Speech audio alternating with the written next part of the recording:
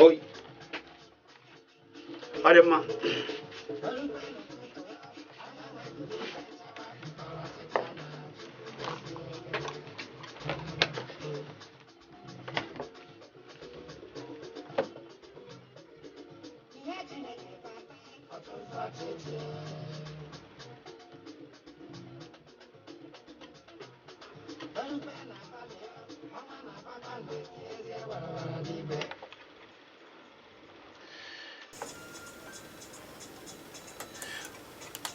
Adema Kpakpando abatana ya egwu ego chinchim ugbu a imezi ihe anyị na-eme ya bụ ịkwalite omenala na ọdịmma ndị Igbo na otu ndị Igbo si ebi ndụ tata dịka o si adị.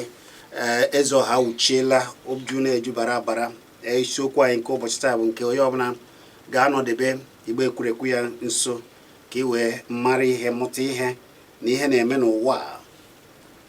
Nke anyị gara akapị ọnụ n'ụbọchị nke taa bụ ụfọdụ ndị bụ ndị ọ na-abụ ha rie oke nke ha erie oke nke onye ọzọ. Awọm dị na ya ndị na-eme enyi ha. Gị na mmadụ ga na-eme ihe nke o were agaghị ezu ya, ma ọ bụ gị na mmadụ zụkọ afịa rụkọ ọrụ, oke nke gị bata kwesịrị iwulite gị, o rie ya debe ahụ na-enweghị ihe ị ga-eme. Ụfọdụ bụ ndị ị ga-enye ihe ihe mmadụ o rie si na-enweghị ihe ị ga-eme, ma ọ bụ ya ire ya na opeka ọ jụọ gị ihe i yere ya ọ bụrụ sọ mba ịbaba mba chọba imegide ya, o nwee ike idebe ahụ na-eke ya. Ụmụ ihe awọm dịgasị na ya ka anyị ga na-eme n'ụbọchị nke taa. Mana tupu mkpọbata Ezeọha na-amara na nnukwu mmụọ ga-abata obere mmọnwụ ga-ebu ụzọ mpụta wee chife ọgbọ. Mana ana m ekele Tobel Tochukwu dịka o si ahazi wee na-ama na ụwa niile na-afọ anyị na Kpakpando na YouTube. Ya bụ ebe ụwa niile na-ekiri anyị, ndị niile na-ekiri anyị n'obodo oyibo ana masị na ọ ga-adịrịrị niile mma. Echefuna ịbịa na-akwado nke a na-eme na ala Igbo, ọkachasị omenala, ka ọ ga-esi wee na-aga n'iru. Kwadobenu nke anyị na nke anyị bụ nke anyị. Ekele m unu niile na-akpọ akpọ na-achọ ka ndị so na-atinye ọnụ n'ihe a na-ekwu. Kpakpando na-abịa na ọkwa elekere ya 3:30 nke kwa ụbọchị Fraịde niile. Ebe a ka anyị na-akwalite omenala anyị. Elekere ya 3:30 nke Naịjirịa, ọkwa ma ha ga-egwu ebe a wee na-atịgasị okwu ọnụ. Mana ka unu ga-esi wee na-enweta anyị, unu wee ike na-eje na Kpakpando Facebook, ya bụ ije na Facebook ifu Kpakpando ebe a, ma ọ bụ ịchọba Chizzy ị ga na-afụgasị ihe anyị ga na-ekwu na oge anyị ji ekwu ya, ka i wee soro wee na-atị ọnụ. Maka ndị chọrọ ịda na-atịgasị ọnụ n'ihe anyị na-ekwu, ọ ga-adịrịrụ niile mma. Ọ dị mma maka na oge adịghị n'ụbọchị nke tata. Ihe anyị ga-eme juru eju bara abara. Ogbuọja ị ga-akpọbata Ezeọha. Cheta na abụ m Chizzy Ani.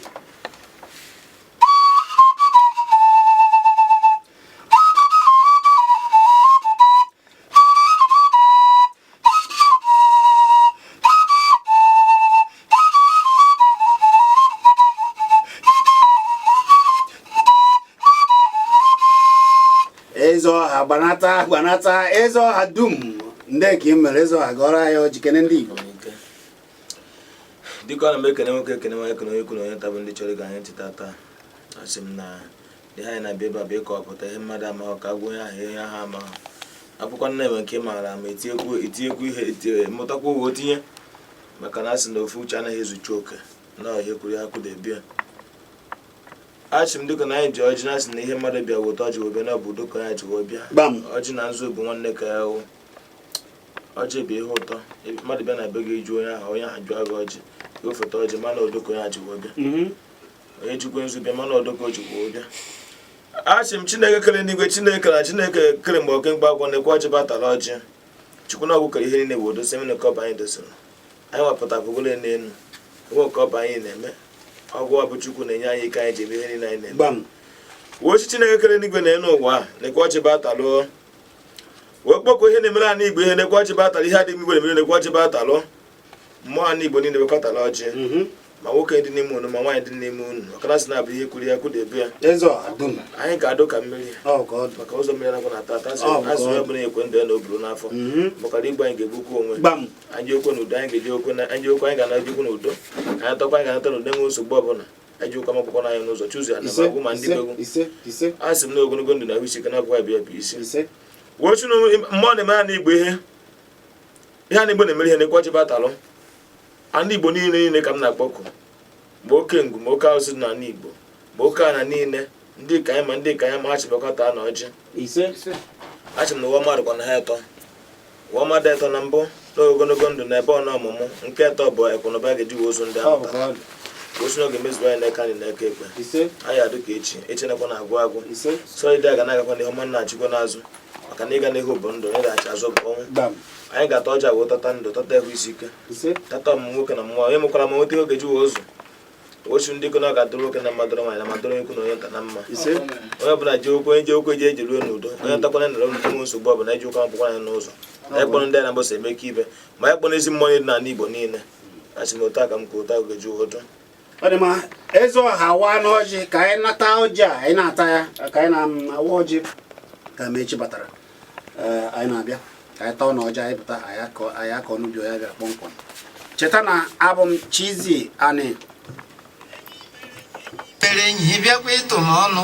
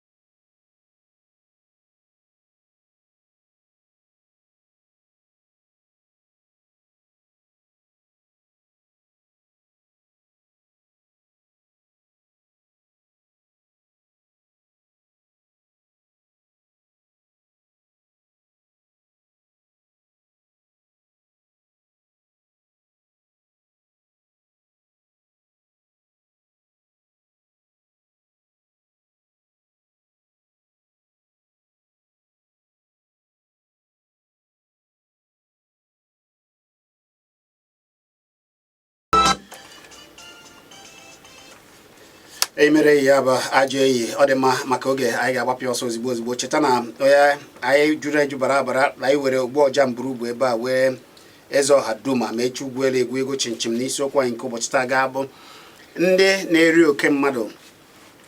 Ụfọdụ nọ n'obodo dị iche iche ha were na oke nwata, ụfọdụ bụ ndị bụ ọkpara na ezinụlọ ha ma nke kwesịrị ụmụnne ha bụ nwata ma okenye ha rie nke nwa ụmụnne ha niile. Ụfọdụ bụkwanụ nwa ọdụdụ maka na ndị Igbo hazichara ihe Chineke ihe amamihe ha ji hazie ya.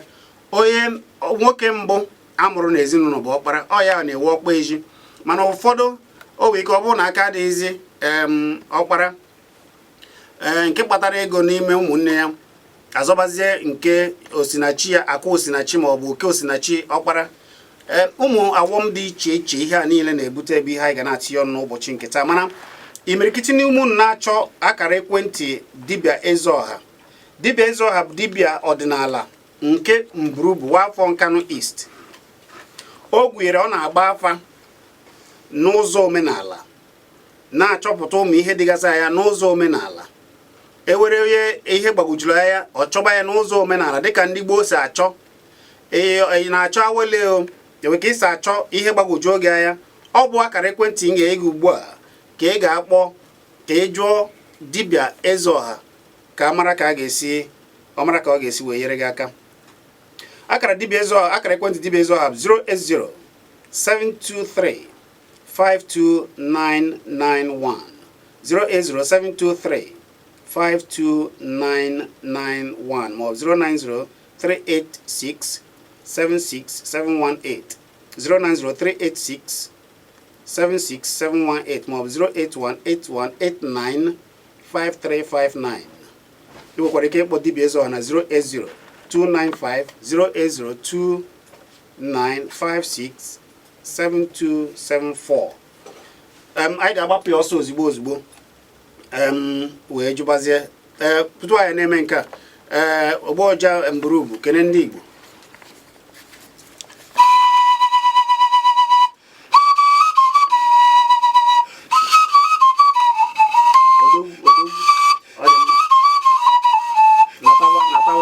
natawa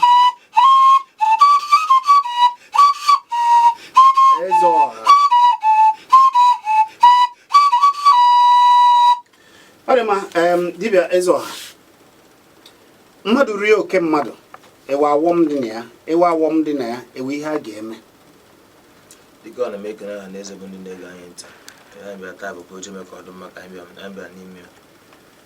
Mmadụ iri oke dị ọtụtụ ụzọ. Enwere ike enye gị ogwunye mmadụ iwere ego nye egwunye mmadụ rie maka na ịkarịrị onye ahụ aka. Enwere ike ọ bụ na enwere ana enyere nwanne gị nwoke iwe na iji ego wenara ana ahụ. Enwere ike ọ bụ dat na na-enwere oke ruelu mmadụ na ezinụlọ iwe na-eke ike wenara ihe ahụ. Enwere ike pụta n'ụzọ bụ ebe obere nwata ji isi dat na nwata anọnwa na-eke nwata ahụ eke nara ihe ozi. Ọtụtụ enwere ike mmadụ ebie ego ahịa sụkagwu ji enye onye dị otu a ihe dị otu a na rie esi na enwe ihe oge emenwugwu n'aka ma nke okwu apụwa na ebe o kwesịrị ịpụ. Ọhịa jọrọ njọ ka ọnwụ mata na ekwe ọdịrị ọbụla mmadụ kwa na oke ihe iri na ịmanwe ezumike. Enwe ọtụtụ ndị mmadụ dị iche iche na ọtụtụ ndị mba na nsogbu ọha bụ oke ndị mmadụ ha na-eri. Enwe ndị ahịa bụrụ pụta ụtọ anọ nye ha ego ka enye mmadụ ewere gaa rie otu ọbụla ị gaghị akwa ikwesị inye onye ahụ na ya sịkwakwunye ya. Enwe ga-abapụta na mbara ọ bụ na-egwu nwa bụ nwata na-ege okenye nọ na mbara ahụ aka esi na okenala oke. Ekpụrụba dokwu iche na ekpụrụ mmadụ ịkpata ekpodokwu iche na mmụọ ebi ụgwọ maka na mmụọ bịaghị ụgwọ ọma mgbe oge ha anyị na-eji anyị na ya saa. Ihe m na-ekwuru ọha na eze bụ ndị Igbo be anyị bụ na ọdụ ha mma mmadụ ịdị na-eri oke mmadụ.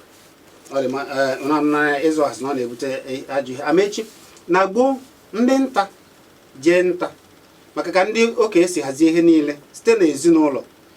Ewere oke dị iche iche egbu anụ n'ezinụlọ, ewe oke nna, ewe oke ụmụaka, ewe oke nne, ma ha nọ ebe a ma ha anọghị ebe a amagoro na ihe a na nwoke anaghị ata ukwu anụ n'ọnwụ nwaanyị na ihe ndị ọzọ. Mana ugbu a ihe ndị ụka esi mee ihe a niile bụkwa o doo anya na onye ọbụla were oke nke onye nọgide rie oke mmadụ na ọ ga-ata afụfụ. Ụfọdụ mụrụ ezinụlọ ha nọgide ha ewere oke onye okenye ebe a ma na okenye ọkpara na ya wee ezinụlọ ụfọdụ a na-azọsi ya. N'uche nke gị kedu ihe iche na ọ bụ ya kpatara mmadụ nọgide o were oke mmadụ wee ribezie? Ọ bụ agba ọfụ ugbu a ka ọ bụ mmepe anya? Chizzy daalụ. Na mbụ ihe na-ebute ihe a bụ anya ukwu, obi ọjọọ na mmadụ ime si o nwere ihe ga-eme ya. Na mbụ o nwere ihe na-eme onye mere ụdị ha. O nwere ebe ịnapụ mmadụ ihe n'ike o jee kpesara ụmụnna maọbụ ndị obodo. O nwere ihe eyibere enwe ike iji wee gbochie ụdị ha. Ya bụ onye mere ya a ga-abịagodu kpọọ gị makwa na o nwere ike ịbanye na ana mmadụ mgbe anwa na be anyị. O nwere ndị be anyị na-akpọ akwara. Mmadụ bịa afụ na o nwere onye jee kọọ ugbo n'ugbo abụrụ nke ya nwa na ana ya.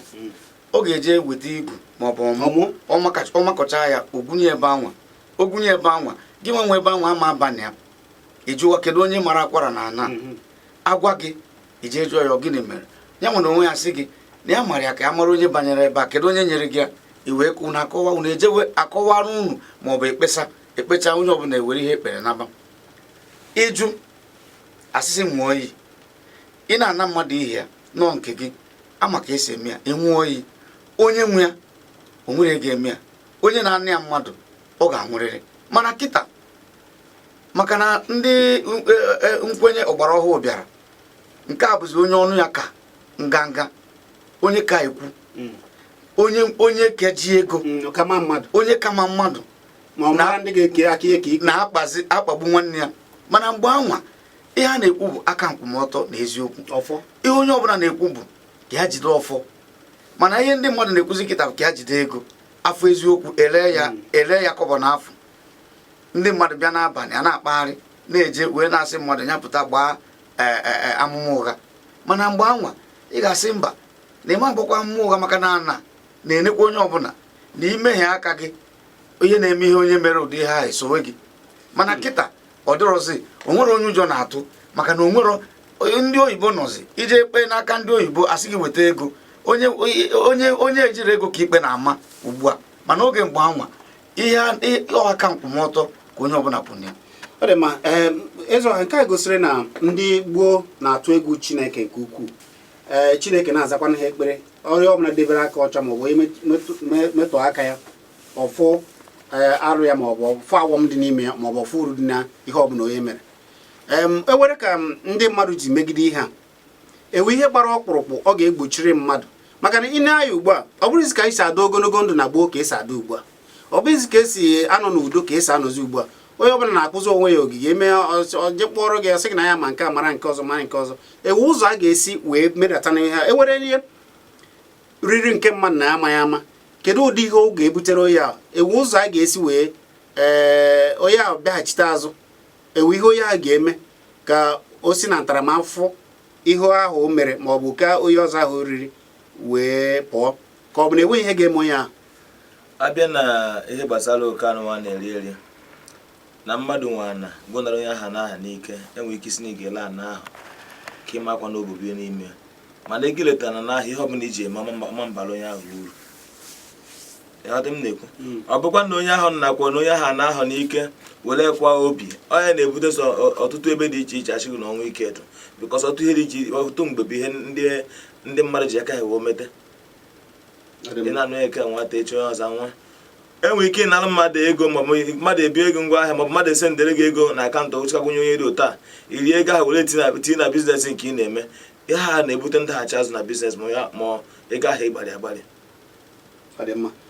ewere ka o si gbagwoju oge ya nekwa akara ekwentị dibịa Ezeọha maka imirikiti na-achọ ka ya na dibịa Ezeọha kpaa na ịnọ n'ọnọdụ maọbụ na-anara gị nke gị n'ike wee chọba ụzọ ya maọbụ ụfọdụ bụ ndị na-achọ nke ha ịchọọ ike gbagwojuru gị ya na mmụọ n'ụzọ ọdịnala Igbo kpọọ akara ekwentị dibịa Ezeọha na 08072352991 08072352991 maọbụ 09038676718 ị nwekwara ike ịkpọ ya na 08181895359 maọbụ ịkpọ dibịa Ezeọha na 08029567674 ya bụ 08029567274 anyị ga-agbabazi ekwentị ebe a ka mmadụ one na one tinye ọnụ maka na ihe anyị ga-eme juru eju bara bara Great Ọtọsin ogwu ego chinchim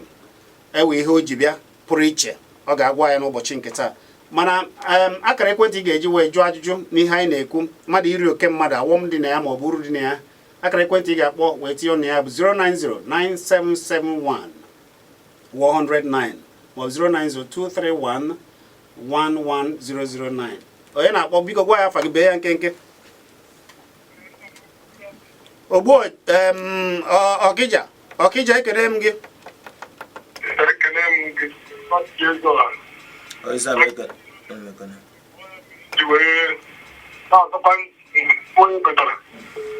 ka ọtụtụ ndị n'ụwa bụ ha ji ekere ebere emechaa na mmadụ na-eme maka n'ezie o kwere mmara akwụkwọ nke a na-azụ na ndị bekee epechago atụ onye ji ego ikpe amazi iwe ogbenye emekakwa n'ikpeazụ ihe atọnụkwa azụ epụtakwara rụọ ọrụ ego ogbe ọkwa mere ihe nchiche ebido n'ụwa na-ezere ife ọjọọ n'ụwa ahụ daalụ ịma na Mike ji ala ote nwata nwere nke aka bụgo gbam gbam ọgwụ mma n'ezie ife dị na omenala na ife dị na-ekpe ikpe nkwụmọtọ na ma mmadụ iri otu onye ọzọ n'ọya sọvaịv na otu ike onye anyị sọvaịv n'ụwa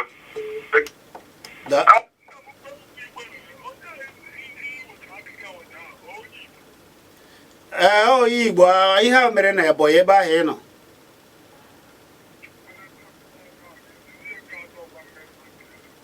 daalụ daalụ ngwa daalụ ọ dị mma ka anyị nwekwara onye ọzọ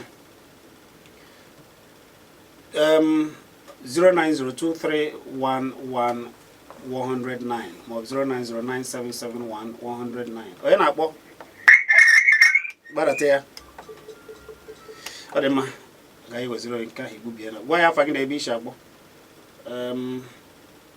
ọ bụrụ na akpọrọ anyị ezi ụlọ akara ekwentị dibịa eze ọhụ na-akpọbazi ya onye na-akpọ ndị ka ị mere ebe ka isi akpọ ọ dị mma ọ gụbiela biko gwa ya afa gị na ebe isi akpọ ndị ka ị mere ya gazie ebe ka isi akpọ ọ dị mma biko nwayọ ndị chọrọ itinye ọnụ n'okwu akarịla akarị nwayọ biko gwa ya afa gị na ebe isi akpọ ndị ebe isi akpọ ọ dị mma 0902771 109 onye na-akpọ gị na-eme ọ dị mma ọ bụzi na ị were ajụjụ lekwa akara ekwentị dibịa eze ọha ị ga-eji wee kpọọ ya 08072352991 nke a bụ akara ekwentị dibịa eze ọha maka ndị chọrọ enyemaka site n'ụzọ omenala kpọọ ya na 08072352991 ma 09038676718 09038676718 ma 08181895359 nwanyị ebe ebe isi akpọ mbawa onye na-epi ekene gị nwanne ndị a ebe isi akpọ eze Enugu niile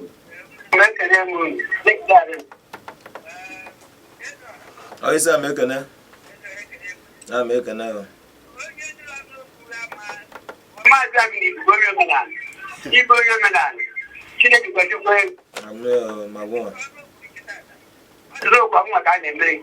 Ndị mmadụ ọdụmanụ mụ ha na ọtọ na-eme ahịa adịghị agha. Ọgwa ụlọ isi mgbe agwa ome ha na-abịarị kịta. Eji m ekelekwe igwe n'ike. O nwere ụmụnna arụ. O nwere ụmụnna abụọ arụ. Ekelere m unu ịnya mmadụ ihe nye ọdụghị aba uru tụmadụ anụ ihe dị na anụ ọ na-enye nsogbu nke m na-enye nsogbu kịta ba anyị ana m ekelekwe ezeghachizikwa ike daalụ eze Enugu daalụ ọ dị mma ọ bụrụ na ị ka chọrọ itinyekwa ọnụ na ya ịkpọ na 09097711109 ma 09023111109 ka anyị were okwu gị mana ọ bụrụ na ị chọrọ ka gị na eze ọha kpọọ ị nwere ike ịkpọ dibịa eze ọha na 08029567274 08029567274 maọbụ 08181895359 onye na-akpọ gwa ya afa gị na ebe isi akpọ ndị ka ị merụ bee ya nkenke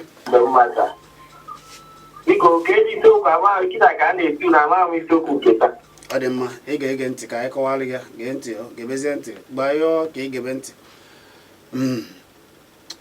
ọ dị mma ka anyị bịaghachitazi ebe a maka oge nkịta si dị ihe a ga-eme karịrị akarị ka anyị bịazizie ebe a ọ were na mmadụ nara gị ihe n'ike ma ọ bụ riri oke gị gị mmadụ na-azụ afịa unu rụkọrọ ọrụ eri oke gị ịma ka ị ga-esi maazị evi na onye a na-abara gị mba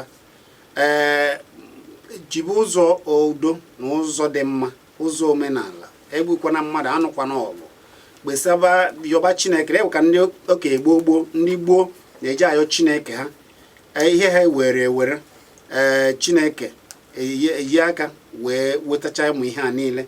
Ọ ya mere eji wee dibịa na gboo, ọ ya mere eji wee ndị okenye na gboo. Ewe ka esi ahazigasị ihe na-anata ndị mmadụ ndị were ihe mmadụ, ewe ka esi anatagasị ya ndị were ya n'ike. Ya mere anyị ji nye gị akara ekwentị a maka ihe taa adịghị ewere ka o si mee. ị nwere ike ịkpọ izu ọha na 08072352991 08072352991 maọbụ 09038676718 09038676718 maọbụ 08181895359 08181895359. ị nwekwara ike ịkpọ na 08029567274. ka anyị bido na-apịachizi ya ndụmọdụ maka nkịta n'ike Chineke n'izu ụka ọzọ ịzọ ha ga-abịa ebe a wee dochie oge wee kwuo ha. Biko Ogbuọja Mburubu, kedu ndụmọdụ ị ga-enye ụdị ndị na-eme ụdị ihe dị otu a? Ekene m onye ọbụla nke ndị na-ege anyị ntị. Obi dị m ụtọ na atụmatụ ewepụtara n'ụbọchị taa, ụtụ ndị na-ana mmadụ ibe n'ike, ndị na mosu ndị na-ana mmadụ anyị maka na ha karịrị aka onye aha aka. Aga m asị na adị nsọpụrụ ka ọsọ ibe na-emekwu na ngwuru m today tata. Ọ na-eme na ngwuru m tata.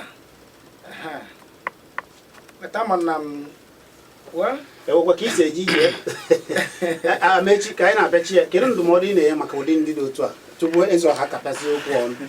Ihe m na-ekwu bụ na onye ọbụla jisie ike ka ebiwe ndụ aka nkwụmọtọ, obi dị ọcha na ịfụnanya. Nwerekwanụ ihe nri nakọchara mmadụ maọbụ ihe kpachara akụ iburu na ị ga-emechakwa hapụ ihe a niile. Ọ bụ ana, ọ bụ ego, ọ bụ nwunye mmadụ, ọ bụ ihe ruru mmadụ, onye gị nke gị, nke ọ bụla ị nwere ya zuoro gị oke. Ọ bụrụ na ị bụrụ onye anya ukwu, uche gị amadị n'ihe a niile dịka ị na mmadụ nke ya. Eze ọha, biko ndụmọdụ gị ụfọdụ ga-achọ ịmata ka a ga-esi weta gị ka ị na-apịachie kọwara onye bụ kpọmkwem na ụdị okwu dị otu ewere onye ọ gbagojuru anya ka a ga-esi fụ ụbọchị eji afụ gị na ndụmọdụ nke gị. Dịka ọ na-eme ekene nwoke ekene ikwu onye nta. Abụ m onye Enugu steeti, abụ m onye Nkanu East, abụ m onye Mburubu n'ugbo agụ ha bụ Mburubu. Ihe m na-ekwu bụ onye ọbụla bụ onye na-eme ihe ọjọọ sepụ aka n'ihe ọjọọ, n'ihe ọjọọ adịnụ mma. Na mmadụ na-eme mgbe ahụ si ndat na ya eje na-aga n'iru, mana emechi ha na ihe ọjọọ na-abịachitewa azụ. Ọ na-adụ ka mgbọ a tụrụ n'egbe aja emechekwa ya dachitebak. So ebe mmadụ nke ọjọọ na-eme ewepụ aka na nke ọjọọ na-eme. Ekene m onye ikwu na onye nta. Ọ dị mma, ụnụ ya otu a ka nke ahụ si gaa. Ọnụ chọzie iweta dibịa eze ọnụ kpọọ ya na 08072352991 09038676718. N'nwekwara ike iweta na 08181895359 08181895359 maọbụ 08029567274 08029567274 bụ akara ekwentị eze ọha. Abụ m Chizzy Ani.